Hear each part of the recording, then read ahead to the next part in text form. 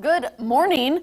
Welcome back to Ozarks Fox AM. We've got some entertainment news today. I love it. So I'm ready. we're going to hit some segments and talk through them. Okay.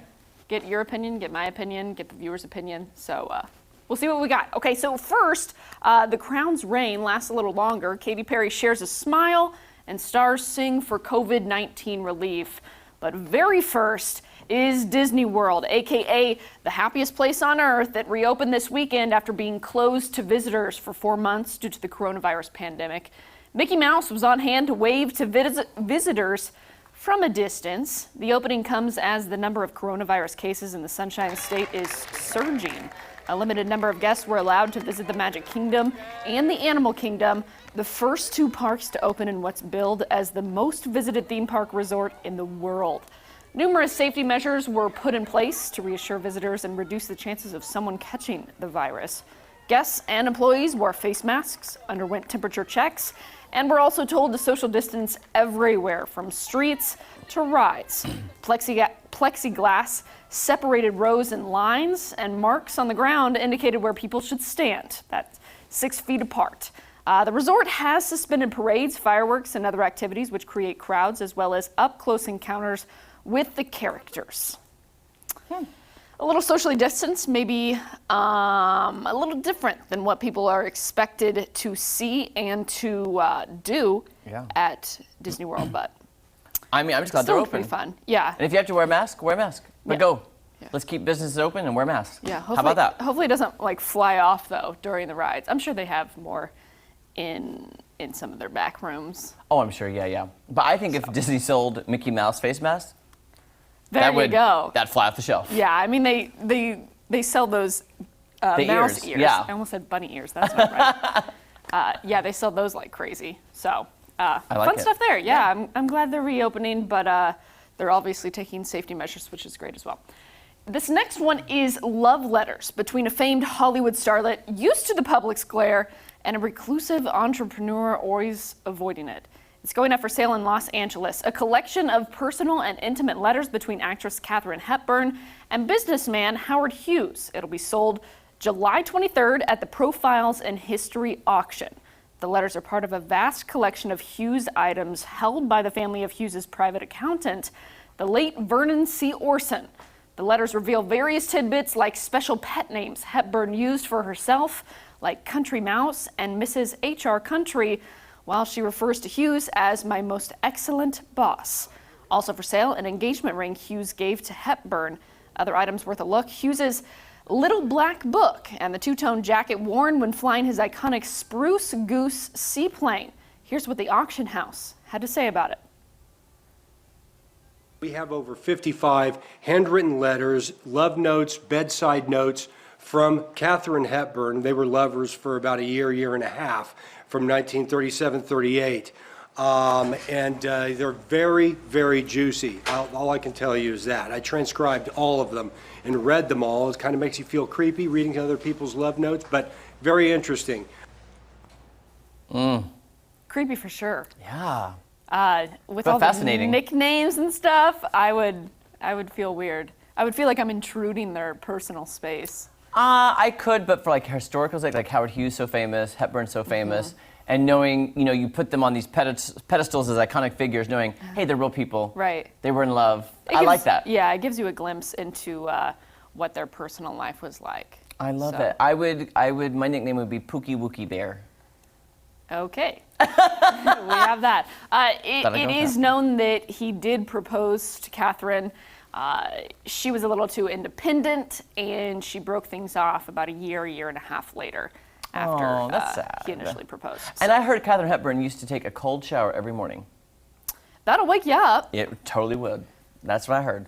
That'll surely wake you up. Okay. Next is Julia Louis-Dreyfus, Keegan-Michael Key, Jim Belushi, and more are part of a new star-studded COVID-19 relief music video, Sweet Home Chicago. The virtual performance raises money for the Arts for Illinois Relief Fund, helping those affected by the coronavirus pandemic. I gotta hear some of this song then. Are they selling this song? Is that how they're raising money? Yes.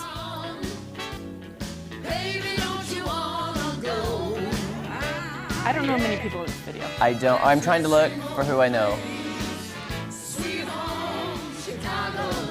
I like the song though. I know Sweet Home Chicago. I didn't know Julia Dreyfus was a singer though.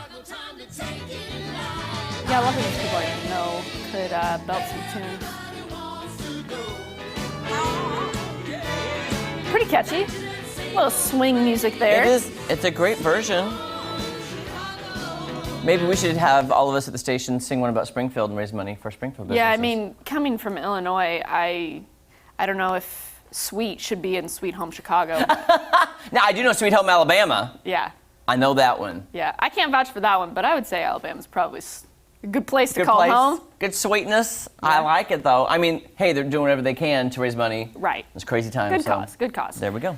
Continuing on the music side of things, Katy Perry reveals the name of her 5th album, Smile, and the story behind it. The singer says the collection was written when she was coming through one of the darkest periods of her life and lost her smile. She says the album is her journey towards the light with stories of resilience, hope, and love. She already dropped that title track on July 10th, but the full album debuts August 14th. Here in a few more seconds, you'll get to listen to that new track.